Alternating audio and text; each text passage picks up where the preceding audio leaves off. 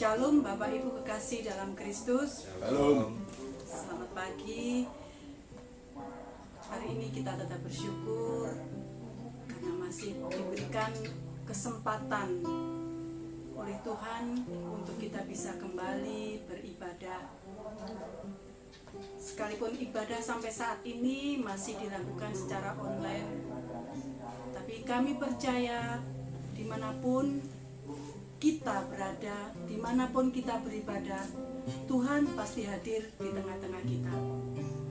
Sebelumnya mari kita berdoa, kita persiapkan hati kita untuk kita datang kepada Tuhan, mempersiapkan masing-masing pribadi menghadap kepada Tuhan, menyelesaikan apa yang harus diselesaikan dengan Tuhan sebelum kita masuk dalam ibadah.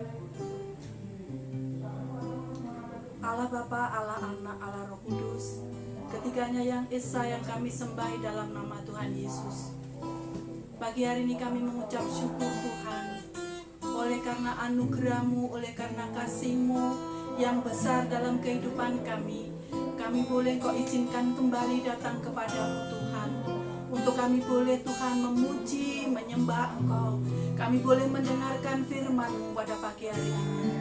Tuhan, sebelum kami melangkah lebih jauh lagi dalam hadirat-Mu, terlebih dahulu kami mohon ampun atas segala dosa pelanggaran kami yang kami lakukan, baik yang kami lakukan dengan sengaja ataupun tidak Tuhan. Ampuni setiap kami, kuduskan, sucikan kami dengan kuasa darah-Mu Tuhan, supaya kami layak datang kepada-Mu mempersembahkan pujian kami kepada Engkau Tuhan. Terima kasih Tuhan Yesus, terima kasih. Kami menyerahkan Tuhan hamba-hamba-Mu yang ambil alih melayanan pada saat ini. Urapi setiap kami, satukan hati kami, pikiran kami. Baik kami pimpin pujian, hamba-Mu yang melayani pemain musik, juga hamba-Mu Tuhan Yesus yang menjadi backing vokal. Tuhan, biarlah Engkau yang memenuhi setiap kami dengan urapan-Mu. Kami percaya Tuhan, saat kami memuji menyembah Engkau, Engkau hadir di atas pujian kami Tuhan. Terima kasih Tuhan Yesus, terima kasih. Bila ada kuasa-kuasa gelap yang ingin menggagalkan ibadah-Mu pada pagi hari ini, kami bersatu hati di dalam nama Tuhan Yesus. Kami patahkan, kami hancurkan, kami perintahkan keluar dari ruangan ini, terlebih ruangan hati kami masing-masing Tuhan. Biarlah urapan Roh Kudus-Mu Tuhan turun atas setiap kami. Terima kasih Tuhan Yesus. Kami menyerahkan ibadah ini dari awal, pertengahan hingga akhirnya hanya ke dalam tangan kuasa-Mu Tuhan. Di dalam nama Tuhan kami Yesus Kristus, Juru Selamat kami yang hidup, kami berdoa dan kami menyerahkan ibadah ini. Haleluya. Amin.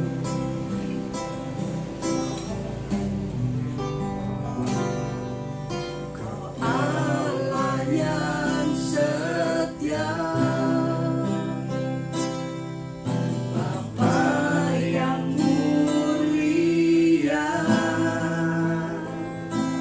kasih-Mu besar Tuhan, Kau pulihkan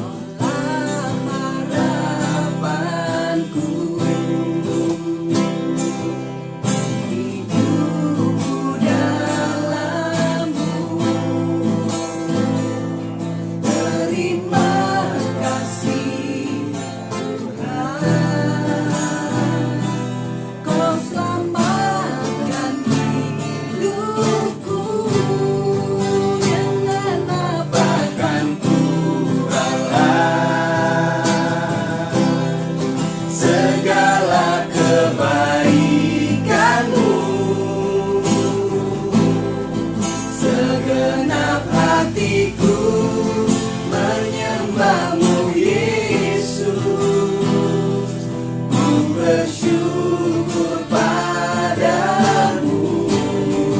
Dengan apa kan ku balas segala kebaikanmu? Segenap hatiku menyembahmu Yesus,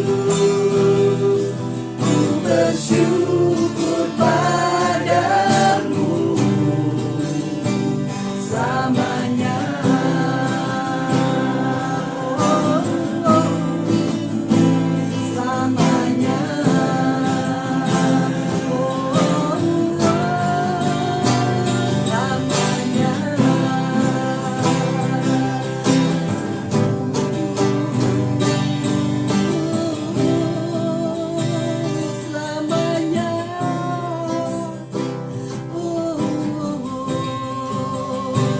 Selamanya.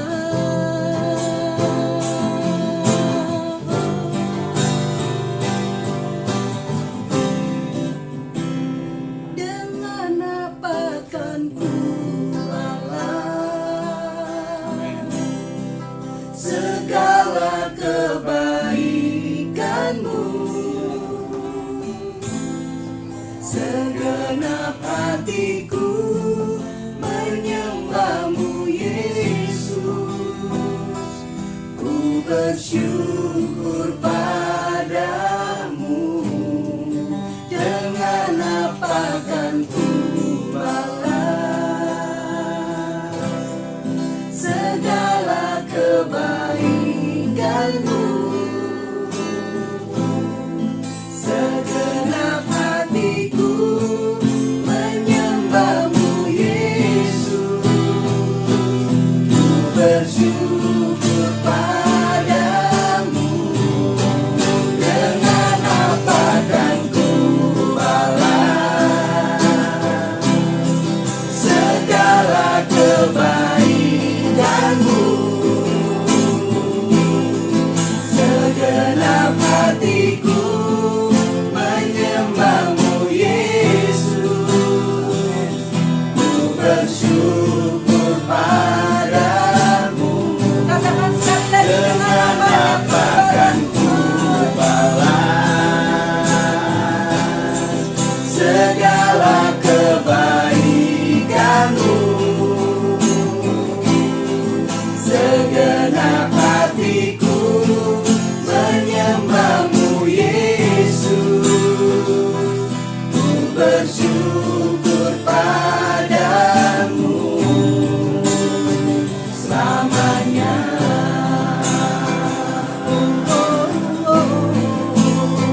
Selamanya.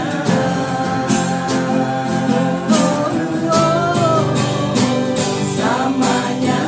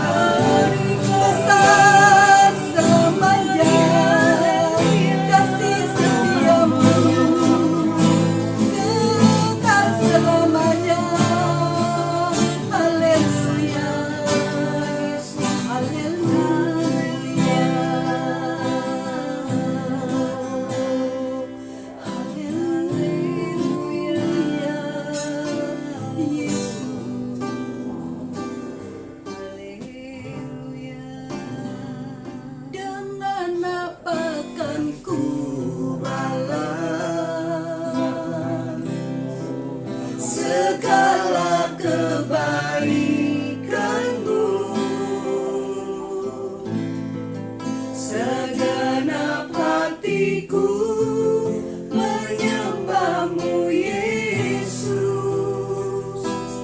Ku bersyukur padamu,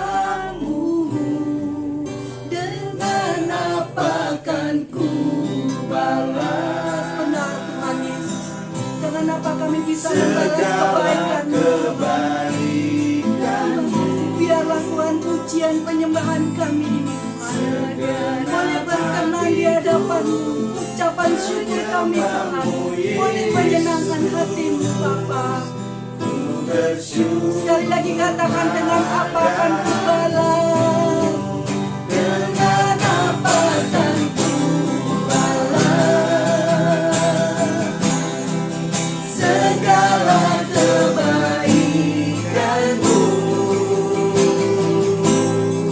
Segenap hatiku menyembahmu Yesus.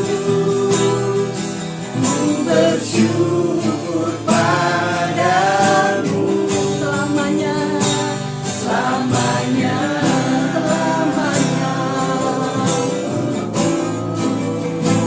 Selamanya.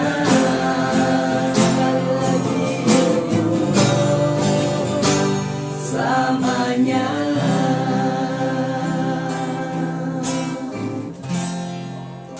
benar Tuhan, inilah pengakuan kami. Engkau Allah yang besar. Begitu besar kasih-Mu dalam setiap kehidupan kami Tuhan. Kami tidak sanggup membalas kebaikan-Mu Tuhan. Kami tidak bisa membalas kebaikan-Mu dengan apa yang kami miliki.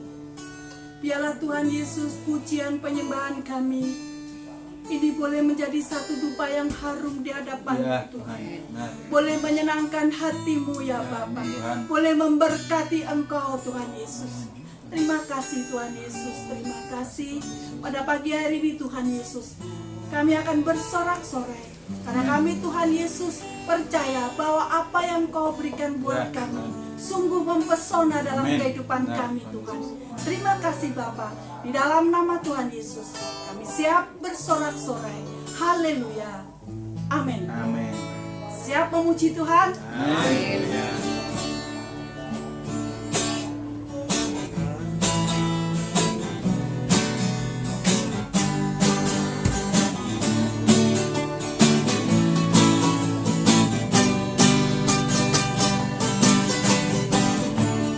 Sungguh Kau Mempesona segala perbuatanmu, hapuskan raguku.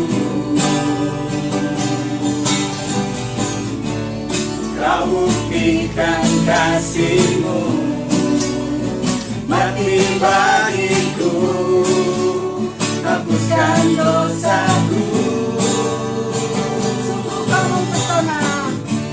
Sungguh Kau mempesona segala perbuatanmu, hapuskan raguku. Amin. Kau buktikan kasih-Mu, mati bagiku, hapuskan dosaku. Kau ubahkan hidupku, semua menjadi baru.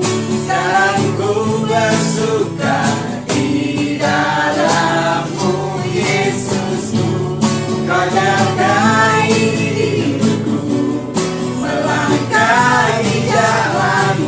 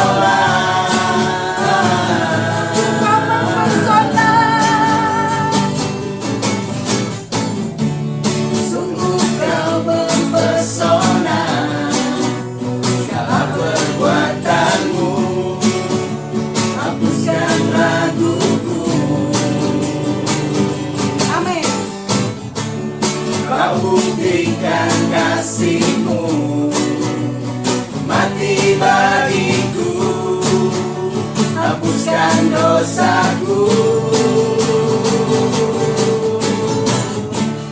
Kau ubahkan hidupku, semua menjadi baru.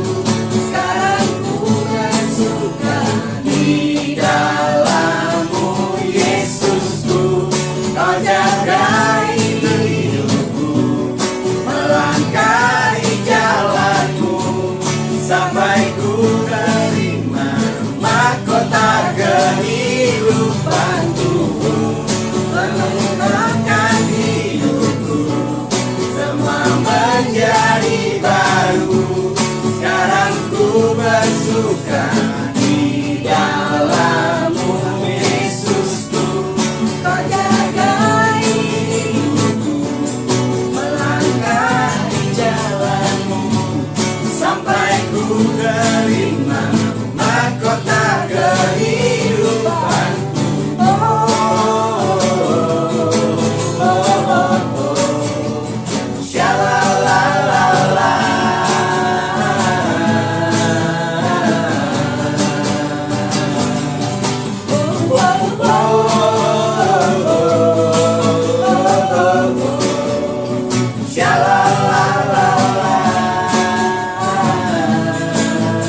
Sekali lagi, oh.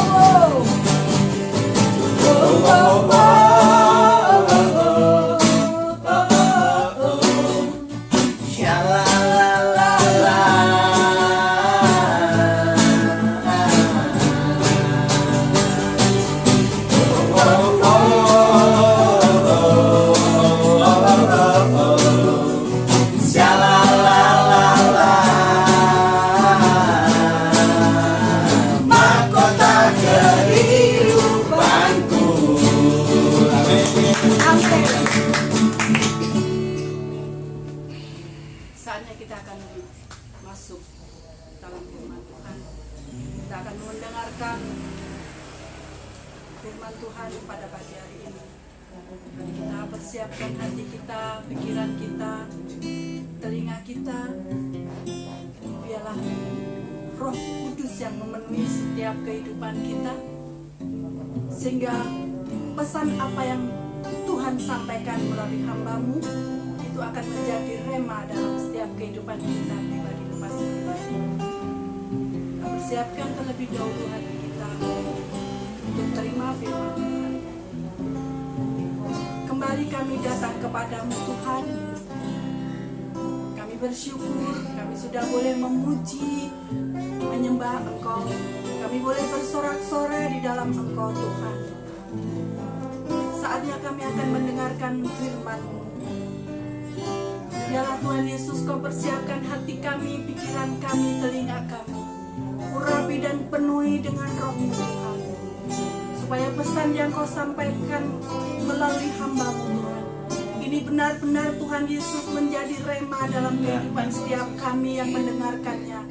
Dan biarlah firman itu tertanam di dalam setiap hati kami. Jamah hati kami masing-masing Tuhan menjadi tanah yang subur, sehingga pada saat firman itu ditabur Tuhan, firman itu akan berbuah. Amin. Dan akan berbuah dan berbuah Tuhan, sehingga Tuhan firman itu akan menuntun setiap kami, dan kami boleh menjadi berkat juga buat orang lain. Tuhan, kami menyerahkan hamba-Mu yang Kau sudah persiapkan menyampaikan kebenaran firman. Urapi hamba-Mu, penuhi hamba-Mu, beri kekuatan yang ekstra buat hamba-Mu. Dalam firman itu disampaikan dari awal, pertengahan hingga akhirnya. Terima kasih Tuhan, berfirmanlah, kami siap mendengarkannya di dalam nama Tuhan Yesus. Haleluya.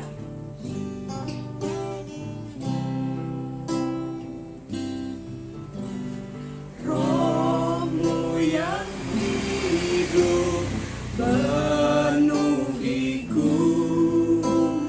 mengalir dalamku.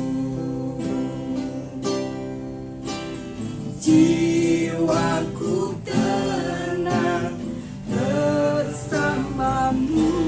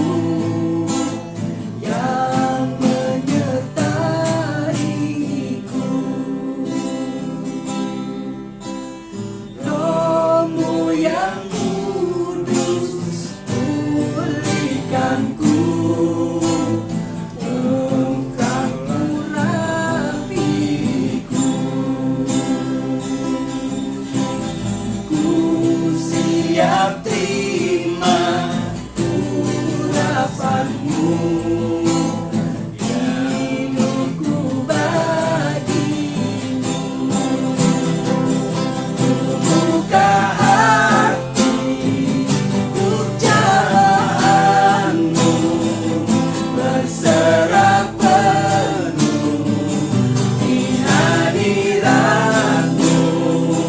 Kau ambil alih seluruh hidupku di altarmu, menyembahmu. Ku buka hati untuk jamahanmu, berserah penuh di hadiratmu. Kau ambil alih seluruh hidupku di altarmu, menyembahmu. Di altarmu, menyembahmu. Di altarmu,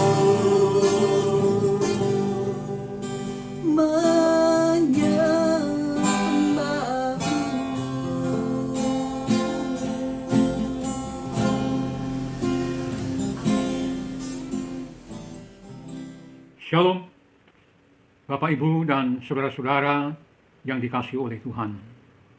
Dimanapun Bapak, Ibu, dan saudara-saudara berada, baik yang di dalam kota Sidoarjo maupun yang ada di kota-kota yang lain, bahkan yang ada di luar negeri. Saya bersyukur kalau hari ini kita boleh berjumpa kembali dalam ibadah kita bersama-sama. Langit dan bumi akan lenyap, tetapi firman Tuhan tetap kekal sampai selama-lamanya. Dan firman yang kekal inilah yang ingin saya beritakan kepada Bapak, Ibu, dan saudara-saudara semua. Karena firman inilah yang memberi kekuatan kepada kita semua di waktu kita sedang mengalami kemerosotan dalam rohani kita. Maka firman itulah yang akan memberikan pembaharuan dalam hidup kita dari hari ke hari. Dan firman itu patut kita andalkan, karena hanya di dalam firman itu kita boleh mengalami pembaharuan rohani kita masing-masing. Nah, pada hari ini atau saat ini saya ingin menyampaikan firman ini, yaitu dengan satu tema, mengapa kita tidak mengalami pembaharuan rohani. Kalau kita melihat ke belakang, pengalaman yang dialami oleh bangsa Israel dalam cerita Musa dan ke-12 pengintai, maka kita dapat melihat bahwa hanya 2 orang, yaitu Yosua dan Kaleb, yang mengalami pembaharuan rohani. Dan mereka berdua berani bertindak di dalam merebut janji-janji Allah. Sebaliknya, ke-10 orang yang lainnya mengatakan tidak kepada Musa. Ke-12 orang itu bukan orang biasa. Mereka adalah kepala suku dari ke-12 suku Israel. Ceritanya dapat saudara baca di dalam kitab Bilangan pasal yang ke-13. Jadi, mereka itu kalau zaman sekarang atau saat ini, mereka boleh disamakan dengan para gembala atau para pemimpin jemaat. Nah, ke-12 orang ini mendapatkan tugas yang sama dari Musa. Mereka juga pergi ke tempat yang sama, yaitu negeri Kanaan. Mereka melihat hal yang sama, dan dalam kurun waktu tugas yang sama, yaitu 40 hari. Tetapi, mengapa hasil daripada laporan mereka terbagi dalam 2 versi? Versi yang pertama dilaporkan kepada Musa oleh satu kelompok yang beranggotakan 10 orang. Mereka melaporkan hasil investigasi yang negatif dan cenderung menakutkan. Lalu versi yang kedua dilaporkan oleh Yosua dan Kaleb. Kedua orang ini melaporkan hal yang positif, sekalipun mereka tidak mengingkari adanya tantangan-tantangan yang tidak mudah dan yang harus mereka hadapi. Sebagai seorang pemimpin, Musa sedang mengalami pilihan yang sangat sulit. Kelompok pertama mewakili mayoritas, sedangkan kelompok kedua mewakili minoritas. Coba bandingkan zaman sekarang.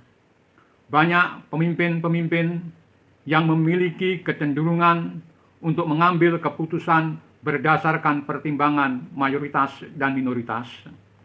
Dan mereka cenderung untuk mengikutinya. Apa yang dikatakan atau diusulkan oleh kelompok mayoritas, kebanyakan mereka mengikutinya. Musa saat itu menghadapi pilihan yang sangat sulit.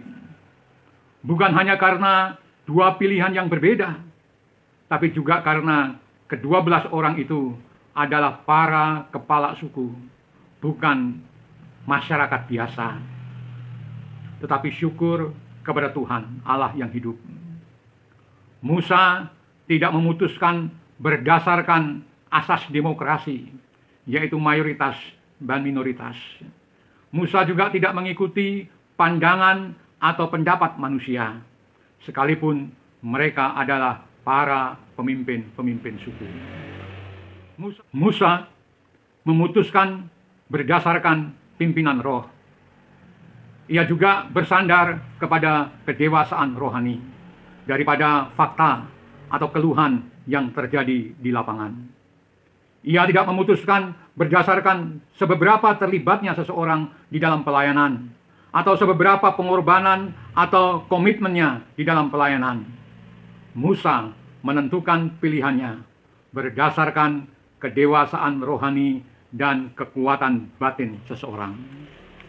Bapak, Ibu, dan saudara-saudara yang dikasihi oleh Tuhan, setiap pemimpin gereja perlu mewaspadai dan berhati-hati di dalam menentukan dan menetapkan para pemimpin di dalam pelayanan. Sebab para pemimpin ini akan menentukan kehidupan seluruh jemaat. Merekalah yang memiliki potensi untuk membuat gereja maju dan menyebabkan gereja mengalami stagnasi atau bahkan menyebabkan gereja mundur dan mengalami perpecahan. Dalam kisah yang lain kita juga bisa belajar. Dalam kisah Abraham dan Lot, kita dapat melihat bagaimana para gembala domba Abraham dan Lot berkelahi akibat semakin banyaknya harta milik mereka masing-masing, sementara tempatnya tidak memadai untuk menampung mereka. Bapak, Ibu, dan saudara-saudara bisa baca kisahnya dalam kitab Kejadian pasal yang ke-13. Perhatikan di sini bahwa yang berselisih adalah para gembala, bukan domba-domba. Nah, ini merupakan peringatan untuk setiap pemimpin gereja. Sebab merekalah yang sangat berperan di dalam menentukan kehidupan para domba-domba. Jadi, kalau ada satu perselisihan, maka selesaikanlah perselisihan yang ada. Dan saya sungguh-sungguh mengharapkan agar setiap pemimpin memiliki pengalaman pembaharuan rohani dalam kehidupan kekristenannya. Pembaharuan rohani adalah suatu keadaan di mana seorang Kristen tidak lagi berjalan dalam keterbatasan manusianya. Terobosan rohani adalah suatu keadaan di mana kita sebagai seorang Kristen tidak lagi berjalan, tidak lagi menuruti pola berpikir natural atau berpikir manusiawi, tetapi kita harus bergerak menurut pimpinan Roh Kudus, sehingga membawa perubahan di dalam dirinya dan mempengaruhi komunitas di sekelilingnya. Sama seperti Kaleb dan Yosua, pembaharuan rohani bukanlah hasil upaya dari program-program atau metode dan aktivitas kita, tapi semuanya itu semata-mata karena kasih karunia Allah dan kemurahannya yang berlaku atas kita semua ketika kita memiliki roh yang haus dan lapar akan Dia dan firman-Nya. Setiap kali saya mengalami pembaharuan rohani, kehidupan roh saya mengalami penyesuaian, mengalami perubahan yang cukup berarti. Saya menjadi semakin dekat dengan Tuhan. Saya semakin terbuka mata rohani, dan roh saya semakin kuat dan peka. Bapak, Ibu, dan saudara-saudara yang dikasihi oleh Tuhan, saya dapat memahami apa yang dikatakan Daud di dalam kitab Mazmur pasal yang ke-36 ayat yang ke-10. Pemazmur mengatakan, "Sebab padamu ada sumber hayat, di dalam terangmu kami melihat terang." Oleh karena itu, kita harus memiliki telinga untuk mendengarkan apa yang dikatakan roh kepada kita. Dan kunci pembaharuan rohani adalah menangkap sinyal-sinyal yang dikirim oleh Roh Kudus dan peka mendengar suaranya. Jadi, milikilah rasa haus dan lapar akan Dia. Di dalam kitab Wahyu, pasal yang kedua, ayat yang kelima, tertulis, "Bertobatlah dan lakukanlah lagi apa yang semula engkau lakukan. Jika tidak demikian, aku akan datang kepadamu, dan aku akan mengambil kaki dianmu dari tempatnya, jikalau engkau tidak bertobat." Jadi inilah landasan dari setiap pembaharuan rohani di sepanjang sejarah gereja. Pembaharuan rohani adalah pertobatan dan memiliki rasa haus dan lapar akan Tuhan. Nah, untuk itu saat ini marilah kita memperhatikan beberapa alasan-alasan mengapa 10 orang yang diperintahkan Musa tidak mengalami pembaharuan seperti Yosua dan Kaleb. Kita semua perlu mempelajari sehingga kita dapat terhindar dari hambatan di dalam mengalami pembaharuan rohani kita. Alasan yang pertama adalah mereka tidak mau susah. Itu alasan yang pertama. Tidak mau susah. Bapak, Ibu, dan saudara-saudara semua, untuk menerima Kristus sebagai Tuhan dan sebagai juru selamat, untuk memperoleh keselamatan, yang dibutuhkan hanya satu, percaya saja. Kalau kita ingin mengiring Dia, maka kita harus membayar harganya.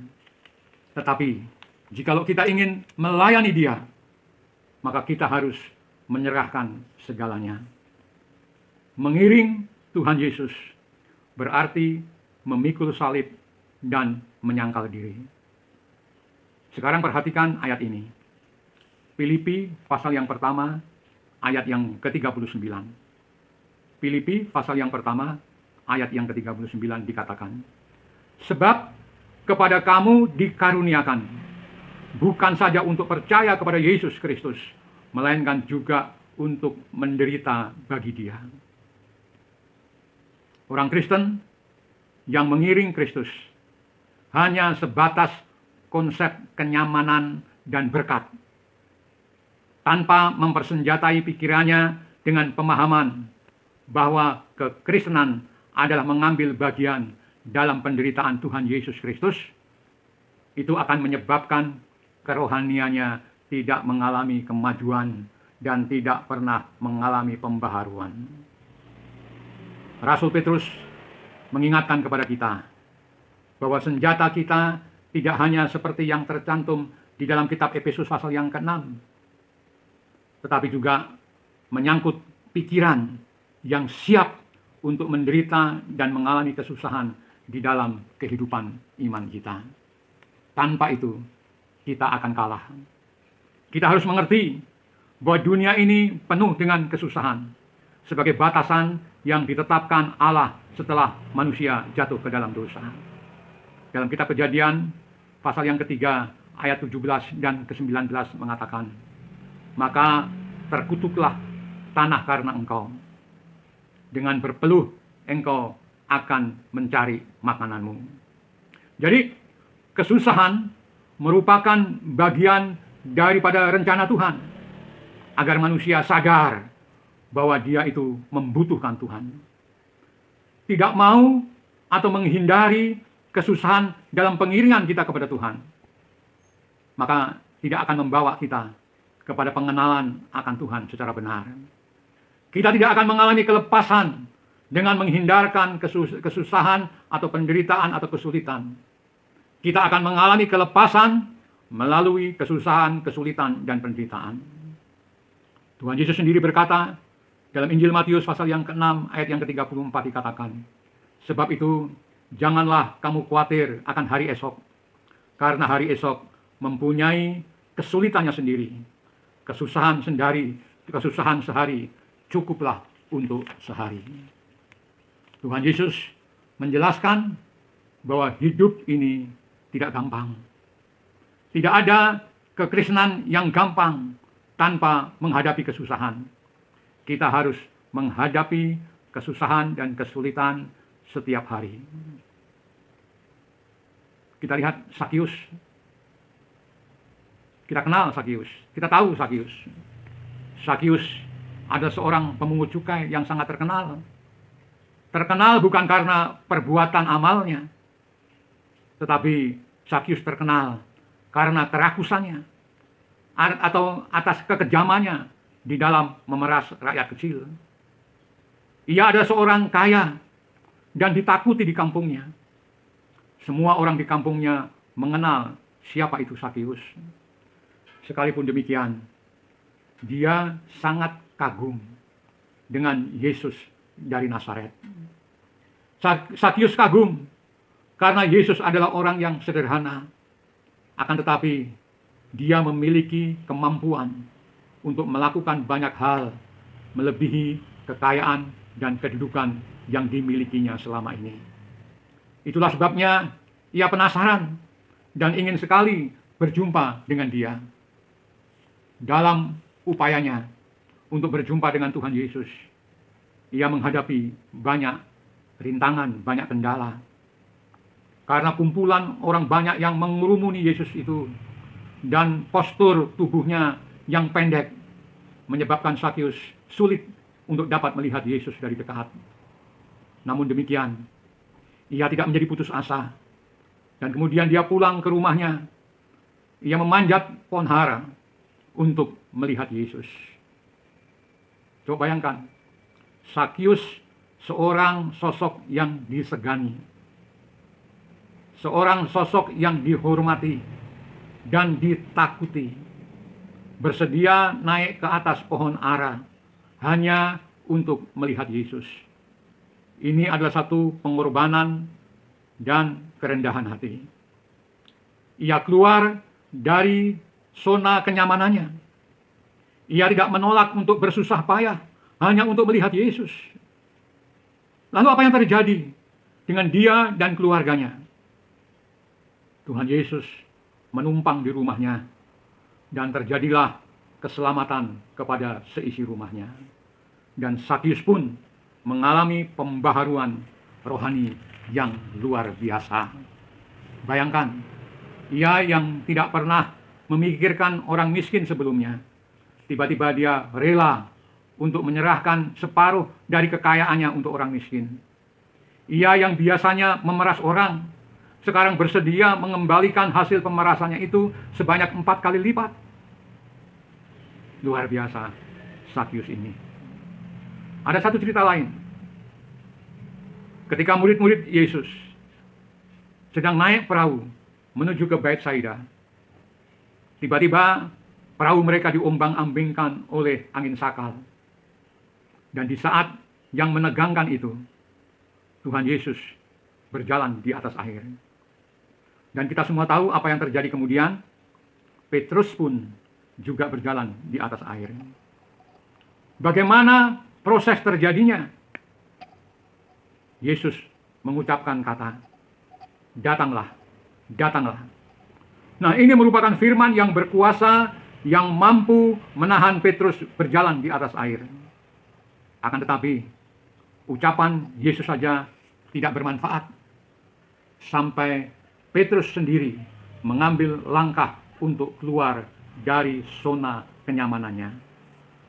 Bapak, Ibu, dan saudara-saudara yang dikasihi oleh Tuhan, sepanjang kita tidak mau keluar dari kenyamanan kita, sepanjang kita tidak mau menghadapi kesulitan dan kesusahan, sepanjang kita tidak mau menderita dan menjalankan firman-Nya serta perintah-perintahnya dengan penuh ketaatan, maka kita tidak akan pernah mengalami mujizat-mujizatnya. Dan kita tidak akan pernah mengalami pembaharuan iman dan roh kita di dalam kehidupan kekristenan kita. Jadi, alasan yang pertama yang disampaikan oleh 10 pengintai kepada Musa agar tidak memasuki tanah Kanaan adalah karena mereka tidak mau susah. Lalu, alasan yang kedua, mereka enggan untuk berubah. Mereka malas untuk berubah. Nah, Bapak, Ibu, dan saudara-saudara yang dikasihi oleh Tuhan, segala sesuatu mengalami perubahan di dalam hidup kita ini. Fisik kita akan mengalami perubahan. Dahulu kita gagah, tapi sekarang kita sudah mulai loyo. Fisik kita akan mengalami perubahan dari waktu ke waktu. Demikian pula dengan daya ingat kita juga mengalami perubahan. Pola hidup kita juga akan mengalami perubahan. Cara kerja kita juga akan mengalami perubahan. Sekarang ini, dunia dan atmosfer di atas kita sekarang sedang mengalami perubahan yang luar biasa. Seluruh tatanan kehidupan masyarakat juga sedang mengalami perubahan. Sekarang ini contohnya, kita beribadah tidak lagi bersama-sama di gereja secara mainstream, tetapi kita beribadah di rumah kita masing-masing. Tatanan kehidupan kita mulai berubah dan berubah. Begitu pula dengan kehidupan bergereja dan berjemaat.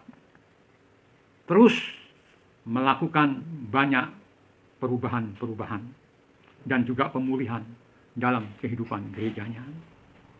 Nah, sebagai orang Kristen, sebagai anak-anak Tuhan, kita harus siap menghadapi banyak perubahan apabila kita ingin agar janji-janji Tuhan digenapi di dalam kehidupan kita.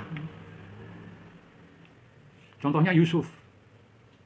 Dalam kehidupan Yusuf juga mengalami begitu banyak perubahan sejak ia menerima mimpi dari Tuhan.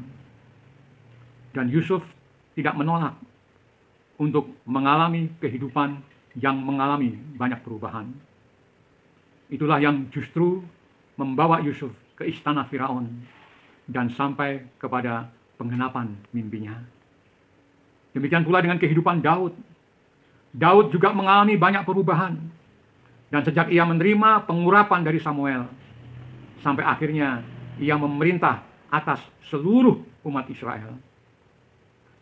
Tuhan menuntut perubahan kita kalau kita ingin merebut janji-janjinya.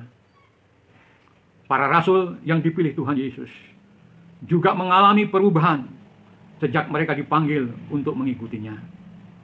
Itulah sebabnya Yesus berkata di dalam Matius pasal yang ke-9 ayat yang ke-17. Yesus berkata, begitu pula anggur yang baru tidak diisikan ke dalam kantong kulit yang tua. Karena jika demikian, kantong itu akan koyak, sehingga anggur itu terbuang dan kantong itu pun hancur. Tetapi anggur yang baru disimpan orang dalam kantong yang baru pula, dan dengan demikian terpeliharalah kedua-duanya. Di sini Yesus sedang menjelaskan tentang hal-hal yang baru yang harus ditanggapi dengan wawasan dan pandangan yang baru pula.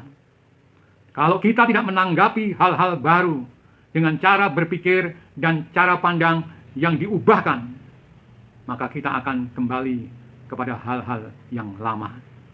Nah, ini menunjukkan bahwa setiap kita, setiap anak-anak Tuhan harus siap berubah apabila ingin terus meningkat di dalam kehidupan rohaninya dan di dalam pengenalan akan Tuhan.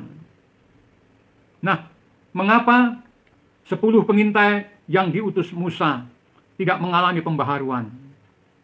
Karena mereka melihat begitu berat tantangan yang harus mereka hadapi.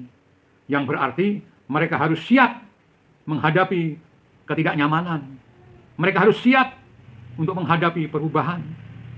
Dan mereka enggan untuk berubah dalam upaya menggenapi janji-janji Tuhan. Itulah sebabnya mereka menolak untuk maju dan mereka menolak untuk merebut tanah Kanaan. Banyak orang Kristen merindukan anggur yang baru dari Tuhan, tetapi enggan, malas untuk mengganti kantong kulit yang lama dengan yang baru. Mereka mau menerima hal-hal yang baru dari Tuhan, tetapi tanpa harus mengubah cara berpikir atau kebiasaan dan gaya hidup untuk melayani Tuhan. Dan kita tidak akan pernah menghasilkan hal-hal yang baru apabila kita terus-menerus melakukan hal yang sama. Albert Einstein sekali waktu pernah mendefinisikan orang tidak waras, ya, dalam tanda petik. Menurut Einstein, orang tidak waras adalah orang yang selalu melakukan hal yang sama, terus-menerus, namun mengharapkan hal yang berbeda. Contohnya, apabila saudara misalnya memproduksi sepatu dan sandal dari bahan plastik atau dari bahan PVC dan menggunakan mesin-mesin yang khusus untuk bahan plastik. Namun suatu hari saudara berharap sepatu dan sandal yang saudara hasilkan adalah sepatu dan sandal yang dari kulit. Maka menurut Albert Einstein, saudara adalah orang yang tidak waras. Tetapi rupanya di akhir zaman ini terdapat banyak orang Kristen yang tidak waras. Mereka mengharapkan mujizat. Mereka mengharapkan atau mengalami terobosan ataupun pembaharuan rohani dalam kehidupan mereka. Tetapi mereka tidak pernah mau mengubah pola atau cara dan kebiasaan hidup mereka. Mereka tetap jarang berdoa dan tidak pernah membaca Alkitab. Tidak suka mendengarkan firman, malas beribadah dan sebagainya dan sebagainya. Bapak, Ibu, dan saudara-saudara yang dikasihi Tuhan, kekristenan adalah kehidupan yang diubahkan dari kehidupan yang lama kepada kehidupan yang baru, dari maut menuju kepada hidup, dari kebinasaan kekal menuju kepada kehidupan kekal, dari gelap kepada terang. Itulah sebabnya Rasul Paulus berkata di dalam kitab Roma pasal yang kedua pasal yang ke-12 ayat yang kedua dikatakan, janganlah kamu menjadi serupa dengan dunia ini, tetapi berubahlah oleh pembaharuan budimu, sehingga kamu dapat membedakan manakah kehendak Allah, apa yang baik, yang berkenan kepada Allah, dan yang sempurna. Paulus mengatakan bahwa kunci kepada pembaharuan rohani adalah berubah. Perhatikan apa yang Paulus lakukan untuk mengalami pembaharuan rohani dan apa nasihatnya untuk kita. Kita baca di dalam kitab Filipi pasal yang ketiga ayat 13. Dikatakan begini. Kitab Filipi pasal yang ketiga ayat 13 sampai 16. Saudara-saudara, aku sendiri tidak menganggap bahwa aku telah menangkapnya. Tetapi ini yang kulakukan. Aku melupakan apa yang telah di belakangku dan mengarahkan diri kepada apa yang di hadapanku. Dan berlari-lari kepada tujuan untuk memperoleh hadiah, yaitu panggilan surgawi dari Allah di dalam Kristus Yesus. Karena itu, marilah kita yang sempurna berpikir demikian. Dan jikalau lain pikiranmu tentang salah satu hal itu akan dinyatakan Allah juga kepadamu. Tetapi baiklah tingkat pengertian yang telah kita capai, kita lanjutkan menurut jalan yang telah kita tempuh. Bapak, Ibu, dan saudara-saudara yang dikasihi Tuhan, dalam ayat ini, Paulus mengajak kepada kita semua untuk terus maju, melupakan apa yang sudah di belakang kita, melupakan masa lalu kita, dan berubah untuk bergerak maju apa yang Tuhan inginkan dalam kehidupan kita. Jangan menjadi orang Kristen yang status quo. Ya biasa-biasa aja, mandek. Nah, pertanyaannya, mengapa banyak orang tidak suka menghadapi perubahan? Ada beberapa sebab. Karena perubahan akan menimbulkan ketidakseimbangan dalam kehidupan. Hal-hal yang tadinya sudah berada di dalam kendali kita, tiba-tiba mengalami gejolak. Perubahan juga akan menimbulkan rasa tidak aman, karena kita khawatir kalau perubahan itu justru akan menyebabkan kita gagal. Alasan yang lain, perubahan itu akan menimbulkan ketidakpastian, ya, dan manusia selalu ingin sesuatu yang pasti. Alasan yang lain, perubahan akan menimbulkan kesulitan dan tidak jarang bahkan pengorbanan, penderitaan. Jadi, alasan yang kedua yang disampaikan oleh 10 pengintai kepada Musa agar tidak memasuki tanah Kanaan adalah karena mereka enggan berubah. Sebenarnya masih banyak alasan-alasan kenapa mereka tidak mau masuk tanah Kanaan. Tapi kalau ada kesempatan di waktu yang akan datang, kita akan sambung lagi. Puji Tuhan, kiranya firman Tuhan hari ini memberikan kepada kita semua motivasi, pengertian, dan juga dorongan agar kehidupan rohani kita semakin hari semakin diperbaharui dan kita semua mengalami terobosan di dalam kehidupan kita sehingga kita boleh menjadi orang yang seperti Tuhan inginkan. Puji Tuhan, kiranya firman Tuhan memberkati kita semua. Nah, Bapak, Ibu, dan saudara-saudara yang dikasihi oleh Tuhan, kita akan masuk di dalam sakramen perjamuan kudus. Kalau Bapak, Ibu, dan saudara-saudara sudah mempersiapkan roti dan anggur, mari kita mau secara khusus datang kepada Tuhan. Karena sakramen perjamuan kudus adalah satu pengalaman rohani yang sangat indah, yang tidak bisa dijadikan sekedar tradisi agama, yang tidak bisa dijadikan sekedar formalitas rutin dalam ibadah kita. Tapi sakramen perjamuan kudus adalah satu pengalaman rohani yang membuat kita mengalami pembaharuan di dalam kerohanian kita. Perjamuan kudus adalah kesempatan bagi kita semua untuk dapat merenungkan kasih dan pengorbanan Yesus bagi kita.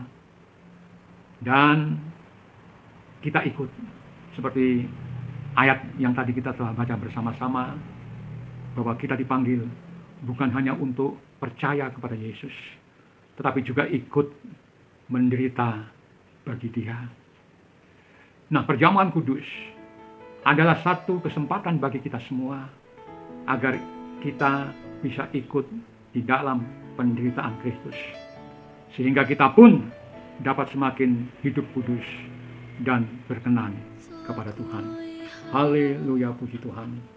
Sebelum kita makan roti dan anggur, mari kita tundukkan kepala dan kita mohon berkat daripada Tuhan agar melalui perjamuan kudus ini hati kita diperbaharui, rohani kita diperbaharui, hidup kita diperbaharui, pelayanan kita diperbaharui, ketaatan kita diperbaharui, dan kita boleh mengalami hal-hal yang luar biasa yang Tuhan sudah janjikan kepada kita semua. Haleluya, puji Tuhan. Bapa yang ada di dalam kerajaan surga, kami sudah mendengar sebagian daripada firman-Mu yang mendorong kepada kami agar kami boleh mengalami pembaharuan di dalam kerohanian kami. Firman-Mu telah mengutarakan beberapa alasan-alasan mengapa kami tidak mengalami terobosan, mengapa kami tidak mengalami pembaharuan dalam rohani kami. Tadi sudah dikatakan, karena kami malas untuk berubah dan kami tidak mau susah. Oleh sebab itu Tuhan, perbaharui hati kami, perbaharui hidup kami, dan perbaharui motivasi kami di dalam melayani Engkau dan mengiring Engkau. Terima kasih Tuhan, terima kasih. Kami bersyukur bahwa firman-Mu yang begini ini selalu diberitakan kepada kami. Terima kasih Tuhan, terima kasih. Sebentar kami akan masuk dalam perjamuan kudus. Di hadapan kami ada roti dan ada anggur yang sebentar kami akan makan dan kami akan minum. Kami diingatkan kembali akan kasih Tuhan yang begitu besar dalam kehidupan kami.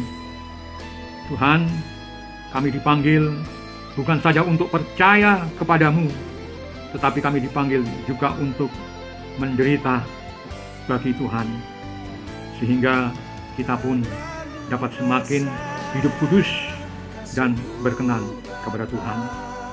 Tuhan, kami ingin makan dan minum perjamuan-Mu, dan di dalam sakramen ini hati dan pikiran kami biarlah terarah pada satu pribadi, yaitu pribadi Tuhan Yesus yang sudah mati dan berkorban untuk menebus dosa-dosa kami.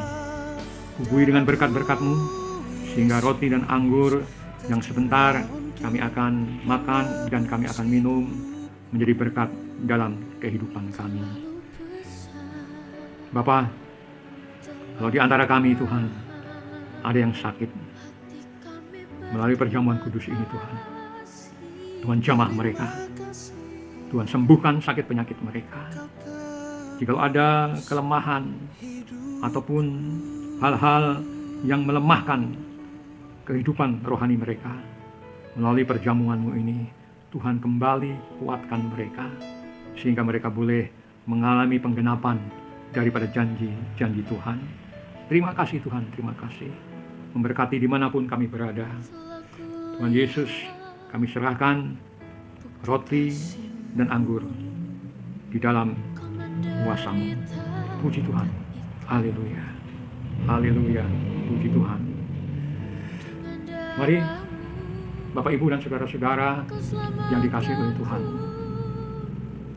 kita ambil roti kita dan kita angkat tinggi-tinggi. Sebelum kita makan, dengarkan firman Tuhan. Tuhan Yesus pada malam waktu ia diserahkan, ia mengambil roti dan sesudah itu ia memecah-mecahkannya dan berkata, "Inilah tubuhku yang diserahkan bagi kamu. Perbuatlah ini menjadi peringatan akan aku." Bapak, Ibu, dan saudara-saudara, bukankah roti yang dipecah-pecahkan itu adalah persekutuan di dalam tubuh Kristus? Haleluya, puji Tuhan. Mari kita makan bersama-sama.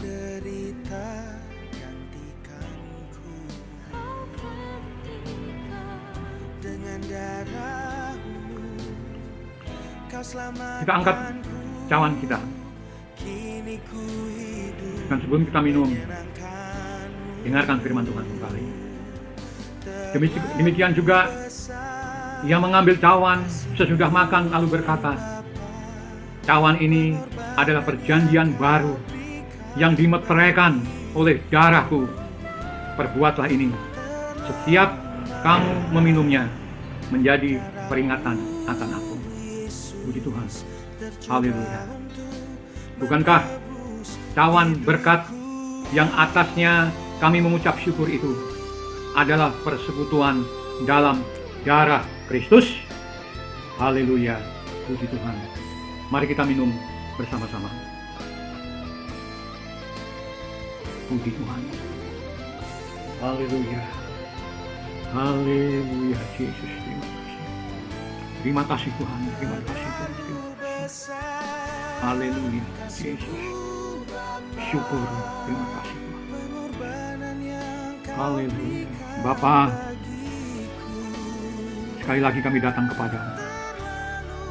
Kami mengucap syukur bahwa kami telah ikut dalam perjamuan-Mu. Kami telah bersatu dengan tubuh dan darah-Mu. Dan kami percaya melalui perjamuan-Mu ini Tuhan, kami dikuatkan kembali. Haleluya. Kami dimenangkan kembali. Dan terlebih daripada itu, rohani kami diperbaharui kembali. Terima kasih Tuhan, terima kasih Tuhan, terima kasih. Tanpa itu Tuhan, kami akan gagal. Tanpa itu Tuhan, kami akan jatuh. Tetapi dengan perjamuan kudus ini Tuhan, oh, dosa kami diampuni, sakit penyakit kami disembuhkan, dan kami boleh mengalami pembaharuan yang luar biasa. Terima kasih Tuhan, terima kasih. Memberkati sidang jemaat-Mu satu persatu Tuhan. Dimanapun mereka berada, dalam keadaan apapun mereka Tuhan. Tuhan tilik mereka. Tuhan tilik. Tuhan sertai. Tuhan berkati. Yang sakit Tuhan sembuhkan. Yang susah Tuhan berikan penghiburan. Yang lemah Tuhan berikan kekuatan. Oh Tuhan Yesus, kami serahkan sidang jemaat-Mu dalam tangan-Mu. Tuhan memberikan berkat yang berkelimpahan kepada mereka, mencukupi segala kebutuhan-kebutuhan hidup mereka. Terima kasih Tuhan, terima kasih. Haleluya, haleluya. Berikan damai-Mu, sejahtera-Mu atas rumah tangga setiap anak-anak-Mu. Terima kasih Tuhan. Meskipun kami tidak bisa bertemu muka dengan muka, tetapi Tuhan, kami senantiasa datang kepadamu, mohon agar Tuhan menyertai setiap anak-anak-Mu. Demikian pula Tuhan, kekasih-kekasih kami, yang saat ini juga sedang mengikuti ibadah kami ini. Istimewa yang ada di luar kota maupun yang ada di luar negeri. Kami ingat mereka yang ada di Timor Leste. Oh Tuhan, di negara-negara yang lain. Tuhan Yesus, tolong mereka. Tuhan memberkati mereka Tuhan. Haleluya, puji Tuhan, puji Tuhan. Syukur, terima kasih Tuhan, terima kasih. Tuhan tahu keadaan mereka satu persatu. juga tahu kesulitan, tantangan mereka satu persatu. Dan kami percaya ketika mereka boleh meninggalkan zona kenyamanan mereka dan mereka mau masuk di dalam zona-Mu Tuhan, maka pembaharuan itu akan terjadi dalam kehidupan mereka. Haleluya, puji Tuhan. Terima kasih Tuhan, terima kasih berkat-Mu turun atas kami semua. Puji Tuhan, haleluya, haleluya, haleluya. Mari kita angkat tangan kita dan kita akan menerima berkat daripada Tuhan. Saudara-saudara yang dikasihi oleh Tuhan, kita berpisah di dalam berkat daripada Allah Bapa, kasih dan cintanya Tuhan Yesus Kristus, serta persekutuan, kekuatan dan penghiburan Roh Kudus menyertai kita semua mulai dari saat sekarang ini sampai selama-lamanya. Kita berpisah di dalam berkat-Nya Tuhan Yesus Kristus. Puji Tuhan, haleluya. Yang percaya dan sudah menerima berkat, mari kita katakan sama-sama, amin, amin, amin. Puji Tuhan. Sampai berjumpa kembali di minggu yang akan datang dalam ibadah kita. Tetap semangat, jaga kesehatan, dan patuhi protokol kesehatan. Haleluya, puji Tuhan. Sampai ketemu, Tuhan memberkati kita semua. Haleluya, puji Tuhan. Aku berubah, sungguhku berubah, waktuku serahkan semua. Aku berubah, sungguhku berubah, waktuku